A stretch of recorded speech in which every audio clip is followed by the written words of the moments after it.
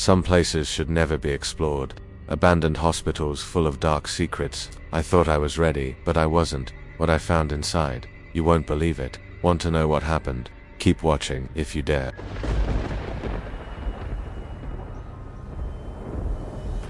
I'd been exploring abandoned places for years, but nothing had ever left me with the feeling I had when I stepped into the old hospital on the edge of town.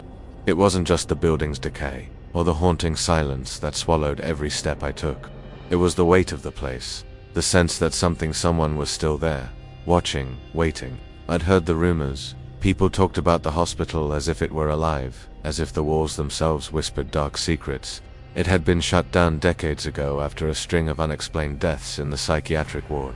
No one had stepped inside since, or so they thought. I arrived around dusk, my flashlight cutting through the darkening sky. The windows were shattered, jagged remnants of glass littering the ground like forgotten memories. The building loomed like a forgotten giant, its crumbling brick facade barely holding together.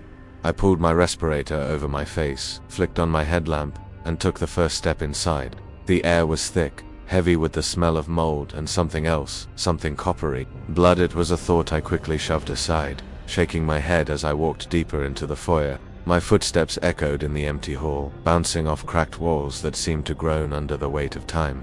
I made my way past rows of rusted gurneys, some still half draped with what looked like old sheets, while others were tipped over, as if abandoned in a hurry. The old paint on the walls flaked away in thin layers, revealing patches of bare wood beneath.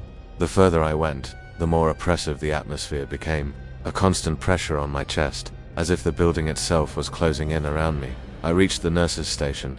The counters were cluttered with long-forgotten papers, most of them yellowed with age, but some were still legible. I picked up one of the charts and skimmed the contents. Patient records from 1985, names, diagnoses, a lot of unfit-for-release notations. And then I found something strange. There was one name, circled in red ink, underlined 3 times. The patient's last entry read simply, "The whispers are real." A chill ran down my spine. I'd been in abandoned hospitals before, but this place, there was something off about it, something I couldn't quite put my finger on. I heard it, then a sound, soft at first, like a rustling. I froze, listening. It came again, this time louder. It was the faintest whisper, too soft to make out the words. My heart rate quickened. It could have been the wind. It could have been anything, but I had a feeling, a gut instinct, telling me that it wasn't the wind. I turned slowly, scanning the hallway behind me. Nothing. The whispers grew louder, closer. I walked down the hallway, my headlamp flickering. It's just the old wiring, I told myself. But when I reached the end of the hall, I saw something that made my blood run cold. The door to the old psychiatric ward was cracked open. It hadn't been like that when I passed by earlier. I was certain of it. My breath caught in my throat, but I pushed forward. I needed to know what was inside. I couldn't walk away without finding out. That's what I told myself, anyway. The hinges screamed as I pushed the door open. Inside, the air was thick, stagnant. The stench of decay clung to everything. I stepped over a broken chair. The legs snapped as if someone had tried to escape in a hurry. The floor creaked under my weight, but I hardly noticed. I was focused on the strange marks on the wall scratches, deep gaps, as if something or someone had tried to claw their way out. The whispers came again, but now, they weren't just whispers. They were words. Soft, pleading. Help, ... I spun around. No one. Just the shadows, stretched long and twisted by the faint glow of my headlamp. My pulse hammered in my chest. I was alone, or so I thought, and then I saw it. At the far end of the room, a figure, a woman, her back to me, standing next to an old bed, swaying slightly. My breath hitched. She didn't move, didn't acknowledge me. Her head was tilted unnaturally, as though she was listening for something. I opened my mouth to speak, but no words came out. My throat was tight, my body frozen in place. I stepped closer. The floorboard groaned under my weight, and she snapped around, her eyes wide and glassy, hollow. Her face was gaunt, pale, the skin stretched tight across her skull. A thin line of blood trickled from the corner of her mouth, but it wasn't the blood that made me recoil, it was the smile. It was wrong, too wide, too jagged, like a mask. She opened her mouth, and instead of a scream, a sound came out, a low guttural rasp, like a breath trapped in the back of her throat. I stumbled backward, my flashlight swinging wildly, illuminating the room in frantic sweeps. The shadows seemed to move on their own, twisting and lengthening with every flicker of light. The whispers grew louder, not from one source, but from all around me. The walls, the floor, the ceiling. It was as if the whole place was alive, suffocating me with its presence. I didn't wait. I turned and ran, my feet pounding against the old tiles, heart pounding louder in my chest. But when I reached the doorway, I froze. The hallway wasn't the same as when I entered. It was darker, colder. The door behind me was gone. I slammed my hand against the wall, my breath ragged as I tried to find my bearings. I was disoriented, lost, and then I heard it again, the whispers. But this time, they weren't words, they were names. Mine, come back. I bolted down the hallway, my flashlight flickering out, leaving me in complete darkness.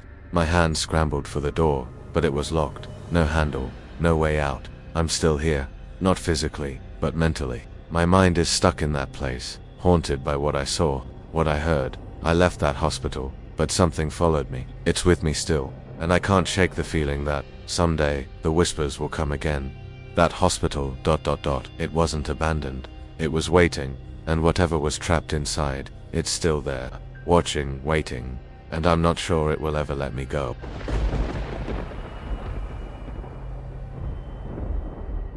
It was supposed to be just another exploration, another empty building to check off the list. But the moment I stepped into that abandoned hospital, something shifted. It wasn't the usual stillness, the silence that envelops these forgotten places. No, this one felt different. Alive, in a way that made my skin crawl. It felt like it was waiting. I had researched it for weeks before I went. Built in the 1920s, closed down in the 80s after a string of malpractice lawsuits. But that didn't stop people from exploring it. I'd heard the rumors, the ones about strange noises, things moving when no one's around, but I wasn't here for ghosts. I was here for the experience. I was an experienced urban explorer, after all. I knew what to expect. I entered through a broken window on the side of the building. The rusted metal frame screeched as I pushed it open, the sound echoing into the cold night air. Inside, the air smelled thick, musty, like stale hospital sheets left too long in a drawer. The walls were cracked, the floors were covered in layers of dirt and debris. Nothing too unusual. Nothing I hadn't seen before. I set my bag down and pulled out my flashlight. The beam cut through the darkness, revealing rows of empty wheelchairs, abandoned beds, and the remnants of a forgotten place.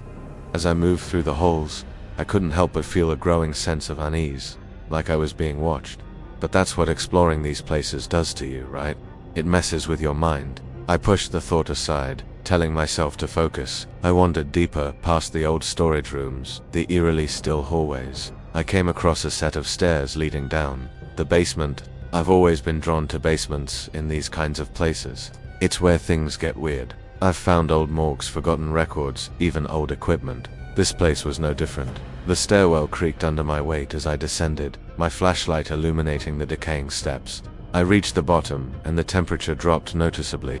I pulled my jacket tighter around myself, my breath now visible in the air. I glanced around the basement, the smell of rot growing stronger. It wasn't just the building, it felt like something else was down here with me. Something ... wrong. Then I saw it, at the far end of the room, partially hidden behind a stack of old medical supplies, was a door. Unlike the others in the hospital, this one wasn't falling apart. It was solid, well maintained, even though the rest of the building had fallen into ruin. The door stood out, clean and unmarked, like it had been recently painted. It looked out of place. I couldn't resist. I had to see what was behind it. I stepped forward, my footsteps muffled by the damp concrete. As I got closer, I noticed something odd. There were marks on the door, scratches, deep gouges that seemed too deliberate to be accidental. It was as if someone had tried to escape, tried to claw their way out. My hand hovered over the doorknob. It felt warm, almost too warm for something in a place this cold. A shiver ran down my spine, but I pushed it aside. I had come this far, and I wasn't about to back out now. I twisted the knob, and the door creaked open, revealing a small room. The walls were covered in strange symbols, painted in what looked like dried blood. The air was thick in here, stagnant, like it hadn't been disturbed in years. In the center of the room was a large, rusted metal table, its surface stained with something dark. I didn't want to think about it, but it wasn't the table that caught my attention. It was the figure in the corner. A woman, her back was to me, her body hunched over as if she was crouching. I froze, my heart racing. She didn't move, she didn't acknowledge me. For a moment, I wondered if she was real. Maybe another explorer, maybe someone who had gotten lost in the building like I had.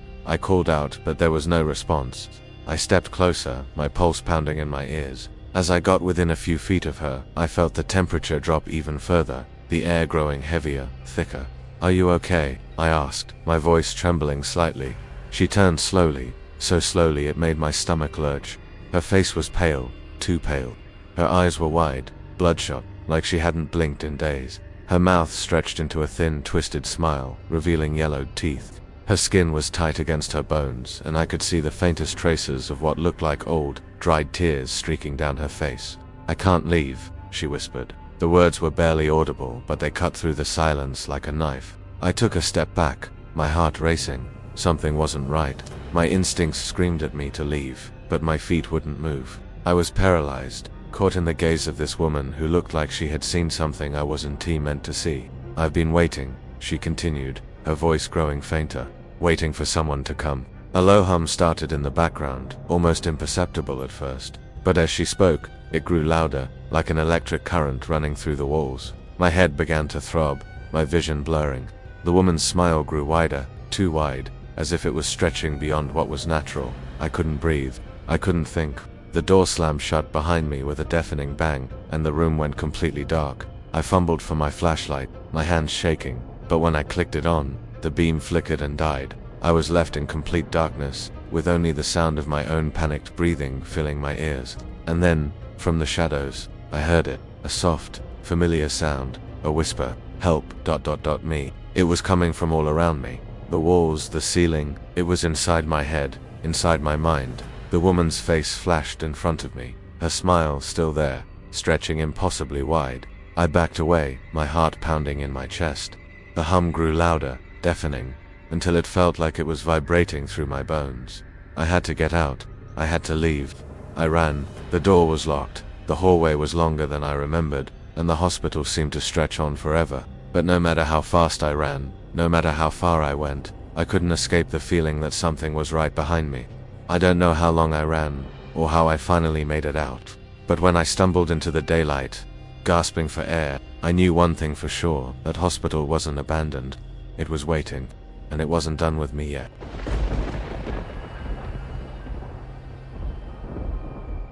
It started as a simple thrill, a dare from my friends.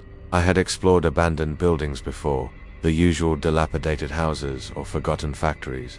But this place, this hospital, was different. When they told me about it, the old state hospital on the outskirts of town closed down in the 70s after the deaths of several patients during a botched series of experimental treatments, I thought, why not? How bad could it be? I had heard the rumors, of course. Everyone had. Strange noises at night, flickering lights, and some had said they saw figures walking past the windows, figures that weren't there when you went inside. But that was just the local gossip, right? The kind of stories that grow over time. Still, there was something in the back of my mind that warned me not to go. But curiosity got the better of me. I arrived around midnight, the fog thick and heavy, clinging to the ground like something alive. The building was massive, towering over the landscape with its crumbling brick and boarded-up windows. Even in the moonlight, the place looked like a graveyard, silent, empty, forgotten. I took a deep breath and pushed through the rusted gates, my flashlight cutting through the darkness in front of me. The door was already slightly ajar. No surprises there, people had been in and out of this place for years. I stepped inside, and the temperature immediately dropped. My breath fogged in front of me. The air smelled stale, like dust and rot, and I could hear the faintest creak of the wooden floors under my boots. I moved through the lobby, the place looking as though it had been abandoned for far longer than it had. Papers scattered across the floor, faded medical charts, and old, rusted hospital equipment. But it wasn't the physical decay that made my stomach turn, it was the feeling. The oppressive weight in the air, like the building was holding its breath, waiting for something. I wandered through the hallways, my footsteps echoing, the beam of my flashlight dancing across peeling wallpaper and shattered glass. I passed old offices and rooms that had long been ransacked, but then I came across a door that stopped me cold. It wasn't broken, wasn't cracked, it looked almost untouched, as though it had been closed for years, maybe decades, without a soul disturbing it. Curiosity gnawed at me. I reached for the doorknob, my hand trembling slightly. It creaked open with little resistance, revealing a small, dimly lit room. The walls were lined with metal shelves, some of them still stacked with old files and what looked like worn medical equipment. But it was the centerpiece of the room that drew my attention: a bed. It wasn't like the others I'd seen in the hospital. This one was strange. It looked modern. Too modern for a hospital that had been shut down for decades. The sheets were still crisp, white, untouched. But what made my heart race was the silhouette on the bed, huddled under the blankets, just barely visible. I stood frozen, staring. My breath quickened, and I felt the room closing in around me. I had to leave. My instincts were screaming at me to turn and run, but I couldn't. I stepped forward, every fiber of my being telling me to leave it alone. But I reached out, my hand hovering over the blanket. Then, a sound. A whisper, so faint it could have been the wind. Please, don't. I jerked my hand back, my pulse pounding in my ears. I spun around, but the room was empty. No one else was in sight. I was alone, but the whisper, it wasn't a voice I recognized. It felt wrong. My head spun, and I felt dizzy, like I was no longer in control of my body. I tried to steady myself, but as I stepped back, I tripped over something behind me. I looked down, and my heart stopped. A doll, an old porcelain doll, its eyes cracked and face covered in grime. It was lying on the floor, its head tilted unnaturally to one side. Why did you wake me? The voice whispered again, clearer this time, louder. It seemed to come from all around me, pressing in on me. My heart raced. I rushed to the door, only to find it slammed shut, the handle cold under my hand, unyielding. I pulled and yanked, but it wouldn't budge. I was trapped. Then, the bed creaked. Slowly, the figure beneath the blanket stirred, the sheets shifting. I could feel my throat tightening, my breath shallow. The whisper came again, this time almost a growl. You shouldn't have come here. I backed away, my hands shaking, my eyes glued to the bed as the figure slowly delivered. The blanket slid off, revealing a man, but his body wasn't right. It was twisted, contorted in ways that human bodies shouldn't bend. His head was cocked at an unnatural angle, his arms stretched out at odd angles like they didn't belong to him. His eyes opened, but they weren't eyes at all. They were hollow, empty sockets, black as night. The growl became a low, gravelly sound that seemed to crawl into my skin. I tried to scream, but no sound came out. My legs gave way, and I collapsed to the floor. The thing moved toward me, dragging itself along the floor, its head swiveling unnaturally as it locked its hollow gaze on mine. And then I saw it. The walls. They were covered in something. Not graffiti, not mold. No, it was worse. Blood, handprints, and smeared streaks of blood covered the walls, the floor, the ceiling. Every inch of the room was marked by it. The thing crawled closer, dragging its mutilated body closer with every scraping movement. I screamed then, a sharp, piercing scream, and finally, the door gave way. It burst open, and I bolted, running as fast as I could through the corridors, my heart hammering in my chest, the sound of something following me, dragging itself across the floor. I didn't look back. I couldn't. I just ran until I stumbled out of the building, gasping for air, my body drenched in sweat. I never told anyone what happened inside that hospital. I couldn't. No one would believe me. But I know what I saw. I know what followed me out. And now, every time I close my eyes, I hear that voice again, whispering, "Why did you leave me?" I don't go near that hospital anymore, and I never will. Some places are meant to stay buried, and some things, once awakened, never let you go.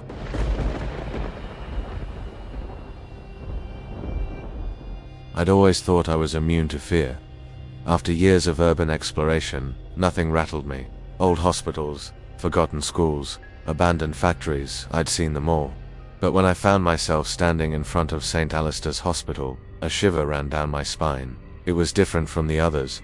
The building loomed like a forgotten giant, its crumbling stone walls barely holding together. The windows were dark, lifeless, and the air around it seemed thick, as if the building was holding its breath, waiting. I'd heard the rumor some said it was haunted by the spirits of patients who had died under suspicious circumstances. Others claimed it was cursed, but I wasn't here for ghosts or curses. I was here for the thrill of discovery. The stories only added to the excitement. I had been planning this for weeks. I knew the place had been abandoned since the late 80s. After a series of mysterious deaths and malpractice suits, they shut it down without warning, and since then, the hospital had been left to rot in silence. No redevelopment, no security. It was the perfect spot for an explorer like me. I slipped through a broken gate and crept through the overgrown yard, the weeds brushing against my legs. My flashlight flickered as I approached the back door, already half off its hinges. I pushed it open, the rusted metal screeching in protest. and stepped into the darkness of the hospital's main hallway. The smell hit me first: mold, dampness, and something far worse, something metallic, like blood. The hall was silent, but I could hear the faint creaking of the floor beneath me, as if the building was waking up, groaning from years of neglect. I pulled my respirator over my face and made my way deeper into the heart of the hospital. The walls were peeling, the old paint long faded, the air was thick with dust, and I could see the occasional rat scurrying across the floor. Nothing unusual, but the deeper I went, the heavier the silence became. I passed several rooms, storage areas, old offices, and what I guessed were exam rooms. But nothing felt right. I couldn't shake the feeling that I wasn't alone. It was the kind of unease you get when you're being watched. I paused for a moment, listening to the silence around me. The only sound was my own breathing, and the occasional drip of water from a broken pipe somewhere above me. Then I heard it, a whisper so faint I almost thought I imagined it. I stopped, straining to hear. The whisper came again, this time louder. It wasn't a voice I recognized. It was like a low, guttural murmur, something ancient and hungry. I brushed it off. It was just the building settling, I told myself. There were no ghosts here, no spirits waiting to drag me into the darkness, just an old hospital, left to rot. But as I moved forward, the whispering grew louder. I felt it in my chest, the air vibrating with the faint sound of someone or something calling to me. I turned the corner, my flashlight beam trembling in my hand. The hall stretched on before me, darker now, colder, and there, at the end of the corridor, was a door slightly ajar. It didn't look like any of the other rooms I'd passed. It looked different. The door was old, but there was something about it that didn't belong in this decaying hospital. It was too clean, the edges too sharp. My curiosity got the better of me. I pushed the door open, my heart pounding in my chest. The room inside was unlike any I had seen. It was a small, sterile room, with white tiles on the floor and walls. There was a large metal bed in the center, still covered with old sheets. But what caught my attention was the strange, glass container on the far side of the room. It was large, like a tank, but it had been shattered. Jagged glass was scattered across the floor. As I stepped closer, I froze. There was something inside the tank, something that shouldn't have been there. A body, not a human body though. It was far too wrong. Its skin was pale, almost translucent, stretched too tightly over its bones. The face was smooth, with hollow eyes that seemed to follow me as I stepped closer. A mouth wide, impossibly wide, twitched into a grotesque smile. I took a step back, my throat dry, the air around me growing colder. My flashlight flickered, and for a split second, the smile on the figure's face seemed to stretch, as if it was mocking me. Then, the whisper returned. But this time, it wasn't soft. It was loud, clear, urgent. "Get out." I spun around, my heart hammering in my chest. I was being followed. I could hear footsteps behind me, slow, deliberate. I was not alone. I bolted for the door, but the hallway had changed. It wasn't the same one I had come down. The walls were closer now, the air thicker, heavier. I couldn't breathe. The darkness pressed in on me from every side. I turned, searching for another exit, but the hall stretched on forever. The door I had come through was gone. I was trapped. The whispering grew louder, and then I heard it scratching. At first it was faint, like nails against wood, but it grew louder, closer, until it sounded like someone or something was right behind me. I spun around again, my flashlight scanning the empty hallway. There was nothing there, no one, but then I saw it. A figure, crouched at the far end of the hall.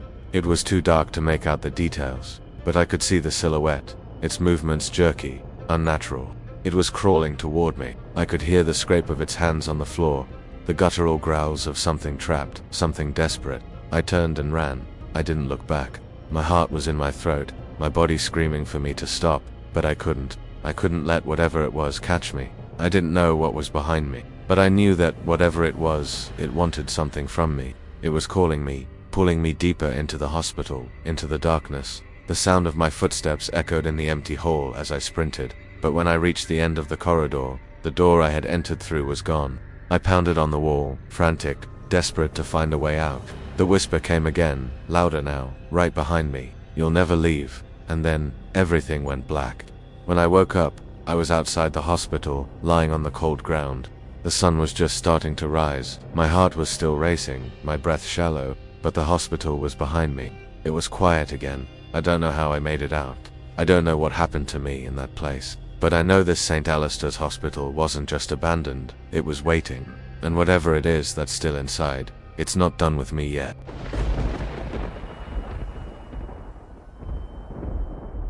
I should have known better. I'd heard the stories, the whispers, the warnings, but I went anyway.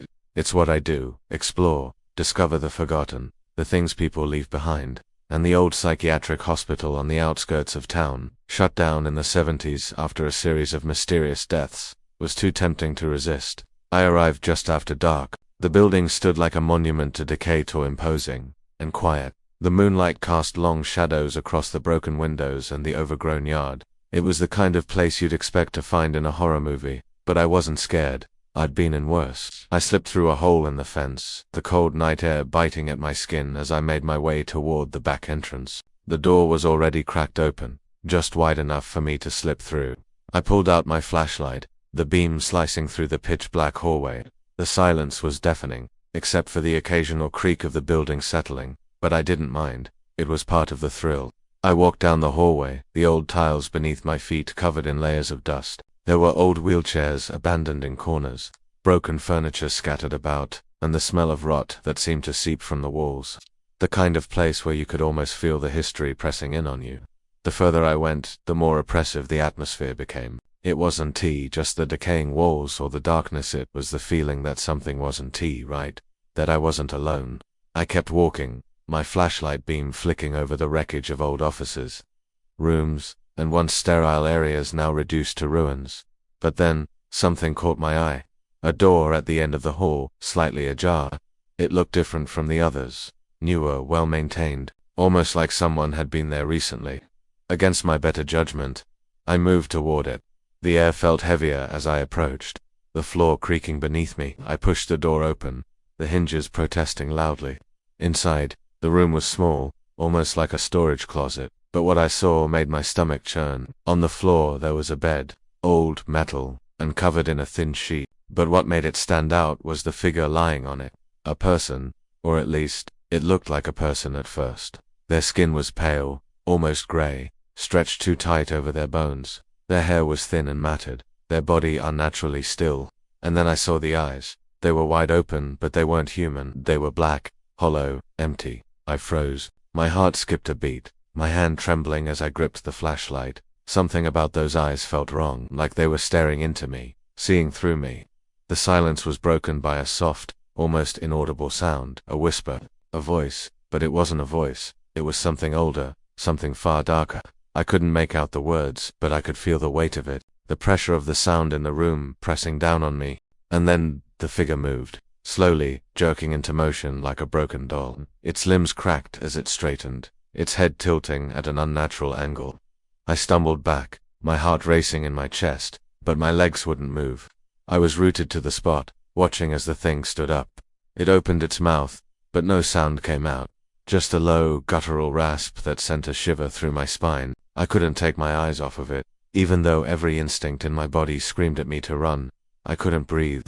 The room felt smaller, the walls seemed to close in on me. The thing took a step forward, and that's when I snapped out of it. I turned and ran. I didn't look back, I just ran. My footsteps echoed in the halls as I sprinted toward the door, but the building seemed to shift around me. The walls closed in, the hallway stretched on endlessly, twisting and turning as though the building itself was trying to trap me inside. I heard it behind me, the dragging footsteps, slow, deliberate, closer. I didn't know what it was, I didn't care. I just needed to get out. I reached the door, but it wouldn't budge. I yanked at the handle, but it was locked. Panic surged through me. I could hear the thing getting closer, its raspy breath filling the air.